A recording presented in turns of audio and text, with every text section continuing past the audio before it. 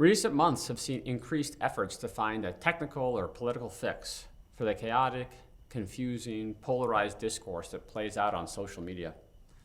In November 2020, Twitter covered over some of then President Trump's posts and labeled them misleading. In December, the FTC announced a suit aiming to break up Facebook. Calls continue to re-legislate Section 230 to find some other way to limit big tech. Is it possible that such fixes can remedy the alienation, vitriol, and partisanship that afflict our public conversation? Probably not, unfortunately.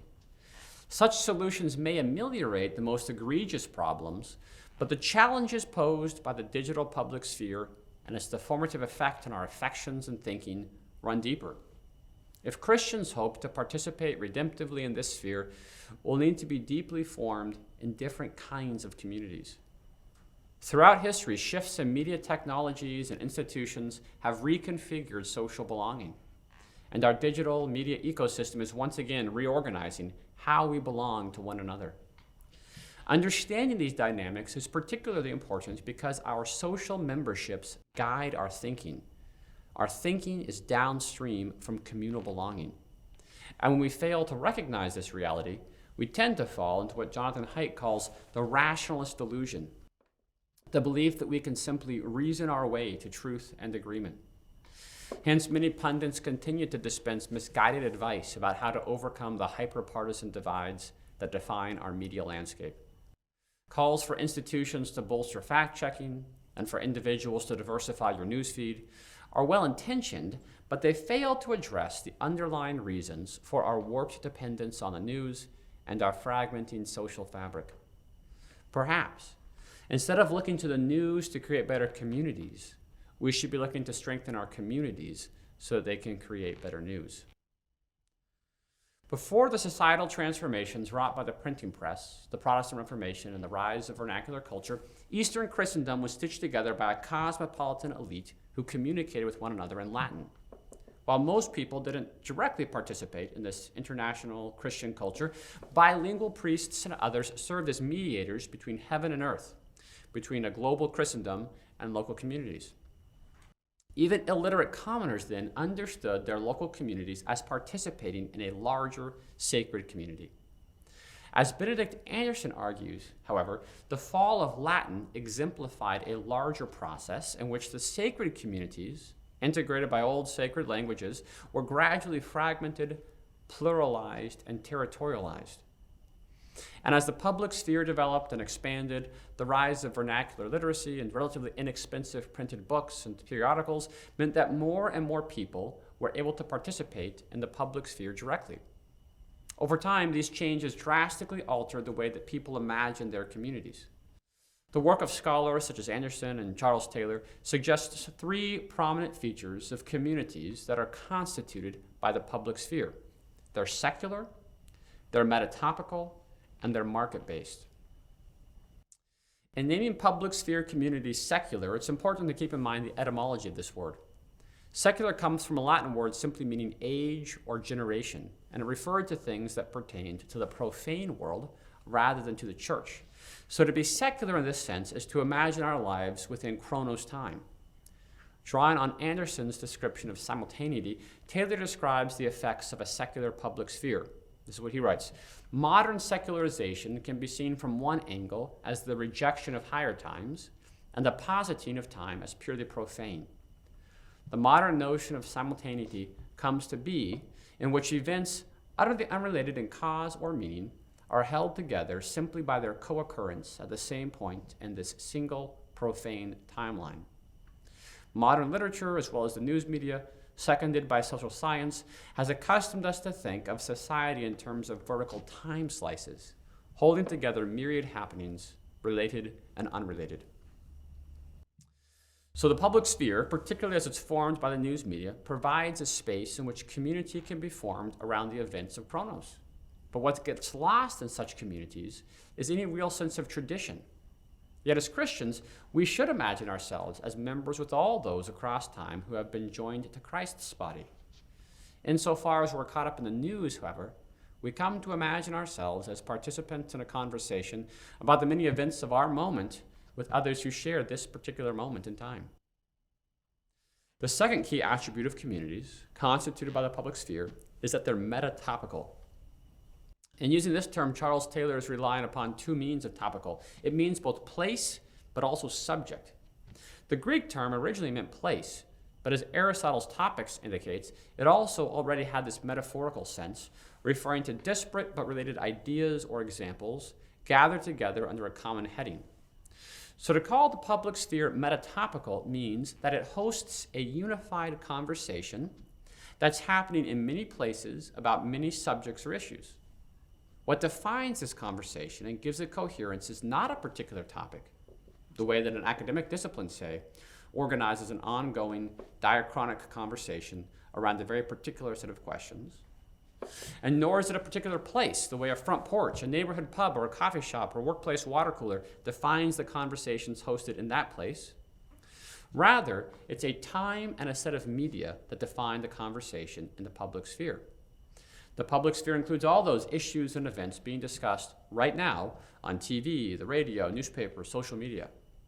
In other words, the public sphere invites us to imagine a single, coherent, if quite diffuse, conversation occurring simultaneously in many places about many issues. And the third feature of the public sphere is that it's an extension of the market. The public sphere depends upon manufactured, widely circulated, purchased words, and thus it inevitably tends to commoditize language and human conversation. Drawing on Marshall McLuhan, Anderson notes that books were the first modern-style mass-produced industrial commodity. A book is a distinct, self-contained object exactly reproduced on a large scale. It's not an accident that Amazon, now the world's largest online retailer, began as a bookstore. Periodicals and newspapers are likewise commodities purchased by readers or advertisers. This became particularly evident with the rise of mass media in the 19th century. And today, after digital technologies have developed new ways to monetize attention and have disrupted traditional media institutions, the news remains embedded in market transactions. Modern news organizations double as lifestyle brands. Where we get our news from signals and shapes our identities. Even those interactions in the digital public sphere that aren't explicitly monetized remain transactional, as individuals post links or updates to get more followers, likes, or retweets. But when the public sphere was just one rather weak form of communal identity among many others, family, place, ethnic group, religious tradition, its dynamics remained muted. Yet as other forms of belonging and membership have eroded, the particular forms of community on offer through the public sphere became increasingly important and informative in people's lives. When we belong less profoundly to our families, our places, or our religious traditions, we are more susceptible to being caught up in the secular, metatopical, market-driven communities of the public sphere. Yet such forms of belonging are simply inadequate substitutes for thick, sustaining communities. And the result are better described not as communities, but as swarms of atomized individuals. Many sociological studies of American culture over the past several decades have painted a picture of an increasingly lonely, atomized, fragmented culture. Alexis de Tocqueville's famous assertion that Americans are obsessed with moral and intellectual associations no longer rings true.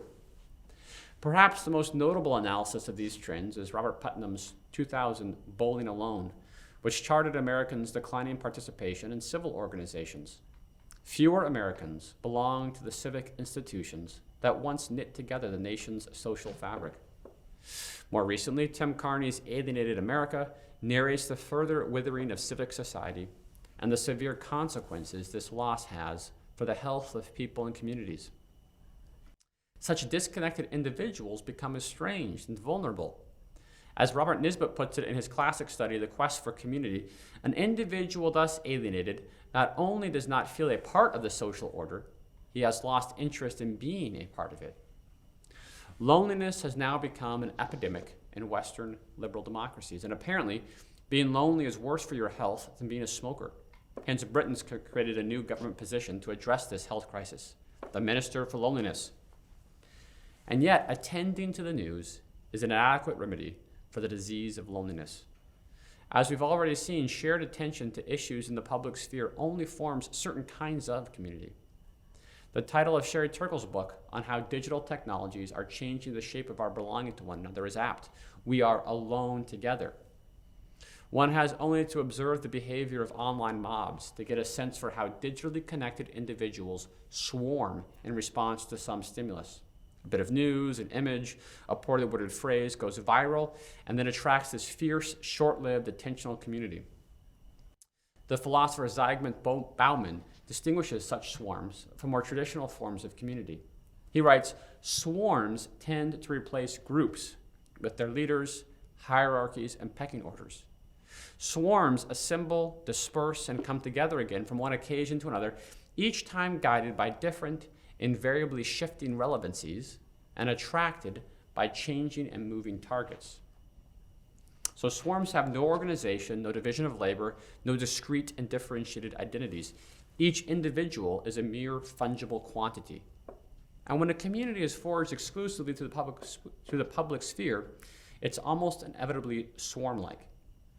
To put this in terms of my previous lectures, we might say that swarms are the kind of pseudo-community that results when individuals with macadamized minds fixate on the events of Chronos. And such collections of individuals do not provide a clear sense of identity or purpose for their members. They don't have the structure necessary to accomplish much of substance. As one philosopher puts it, digital swarms lack resolve. Because of their fleeting nature, no political energy wells up. In Twitter and Tear Gas, The Power and Fragility of Networked Protest, Zeynep Tufekci assesses the 2011 Arab Spring protests and their aftermath. As her title indicates, digital technologies have great power to connect and mobilize large populations, but in the communities they form remain fragile and vulnerable to disruption. Yet lasting social or political movements require embodied, thick communities and institutions. Twitter movements, on the other hand, are shallow and quick. They burn hot and then go out.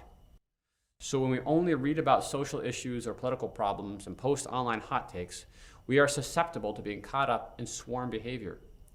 Maybe we'll dump ice water on ourselves for the ALS Ice Bucket Challenge, or register our outrage over a Me Too scandal or a Black Lives Matter tragedy.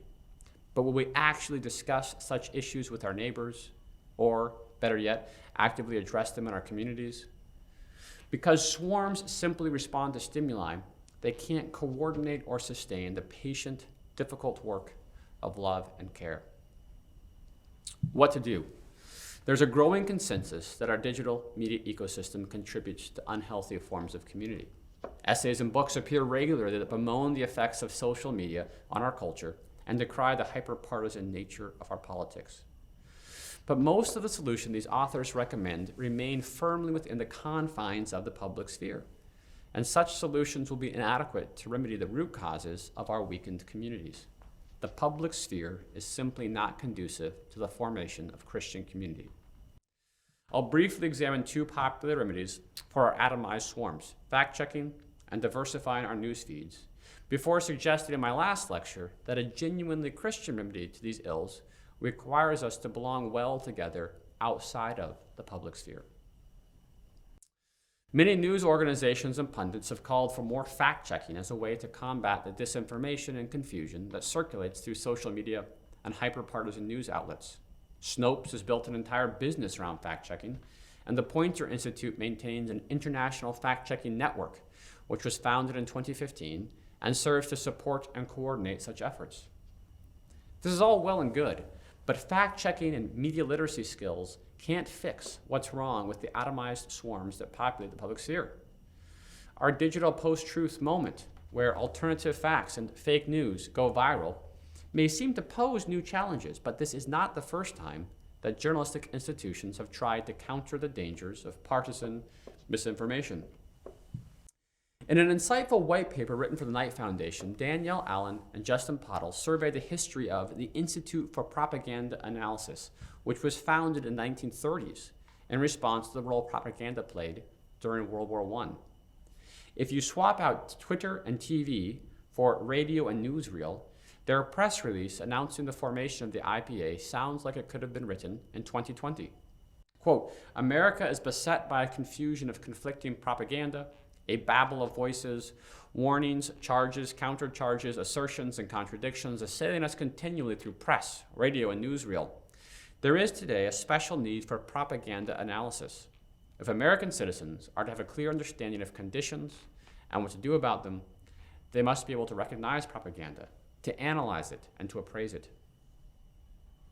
Based on this diagnosis, the IPA developed high school curriculum to try to accomplish their mission, but it proved difficult to find cut-and-dried rules that would distinguish normal political rhetoric from propaganda. Further, critics like Lewis Mumford questioned the merits of the IPA's suspicion of passion. In trying to objectively parse political statements, they ended up losing the moral vision required to distinguish, in their case, between Hitler and Roosevelt. Hence, Allen and Pottle conclude that the fact-checking approach represented by the IPA misses the fundamental difficulty of political judgment, namely that evidence takes on its meaning and significance under the color of particular commitments of principle. Key collective political judgments concern the just and the unjust, the advantageous and the disadvantageous, the admirable and the shameful. Their argument doesn't suggest that accuracy or facts are irrelevant, just that they're insufficient. More and better information won't fix what ails the public sphere and its swarming communities. And this is because merely adjudicating the veracity of viral stories or political claims doesn't resolve contested cultural or political questions. And it certainly doesn't heal partisan divides or forge healthy communities. In fact, the causal arrow points the other direction. Alternative facts thrive because so many of us don't really belong to our places or other thick communities. As Allen and Pottle conclude, the opportunity to traffic in misinformation depends, in the first instance, on the existence of distinct communities of meaning and opinion within a society, and on the impermeability of those communities to one another. As a result, disinformation is the consequence of atomized individuals seeking community within a noisy, contested public sphere, and it can't be fixed with a technocratic solution like fact-checking. A second solution to our hyperpartisan media ecology that some pundits recommend is diversifying your newsfeed. The thinking goes that because social media allows us to inhabit an echo chamber or construct a filter bubble, adding in diverse voices and perspectives will deepen our understanding of those who differ from us and may even lead us to change our minds on some issues. On one level, this makes sense as a response to the increasingly stringent partitioning of our society that Jacques Ellul argued was a result of propaganda and mass media. As he puts it, those who read the press of their own group and listen to the radio of their own group are constantly reinforced in their allegiance. They learn more and more that their group is right, its actions are justified, and thus their beliefs are strengthened. At the same time, such propaganda contains elements of criticism and the refutation of other groups, which will never be heard or read by a member of another group. And as a result, people ignore each other more and more. They cease altogether to be open to an exchange of reason, arguments, and points of view. The problem that Ellul recognized in the 1960s, that mass media led to different ideological groups seeing different articles and messages, has only been exacerbated by the way news circulates through social media. Given the situation, it's understandable that some people advocate opening up our online filter bubbles so that we experience a broader range of views. In practice, however, filling your Twitter feed with people you disagree with or watching the enemy's TV station probably won't broaden your perspective. Instead, seeing analysis from those we disagree with tends to become an exercise in confirmation bias, reminding us how awful those people are. In fact, it more often results in moral grandstanding, virtue signaling, or owning the libs, rather than genuine dialogue or learning. As Toffuki observes, people who read the news online already encounter a wider variety of opinions than do those who do not. So the problem isn't so much filter bubbles as it is the very nature of the digital public sphere itself. This is what she writes. When we encounter opposing views in the age and context of social media, it's not like reading them in a newspaper while sitting alone. It's like hearing them from the opposing team while we're sitting with our fellow fans in a football stadium. Online, we're connected with our communities, and we seek approval from our like-minded peers. We bond with our team by yelling at the fans of the other one. In sociology terms, we strengthen our feeling of in-group belonging by increasing our distance from and tension with the out-group, us versus them. Our cognitive universe isn't an echo chamber, but our social one is. This is why the various projects for fact-checking claims in the news, while valuable, don't convince people. Belonging is stronger than facts. Tafuki's concluding claim that belonging is stronger than facts is why both fact-checking and encountering opposing voices fail to remedy the ills of public sphere communities. These solutions presuppose that our formative communities will take shape in the public sphere itself, and they represent tweaks that might marginally improve how we belong to others in this space. But as long as the public sphere is populated by lonely, atomized individuals seeking somewhere to belong, no amount of tweaking will fundamentally improve it. Instead, we need to fundamentally alter how we belong to one another.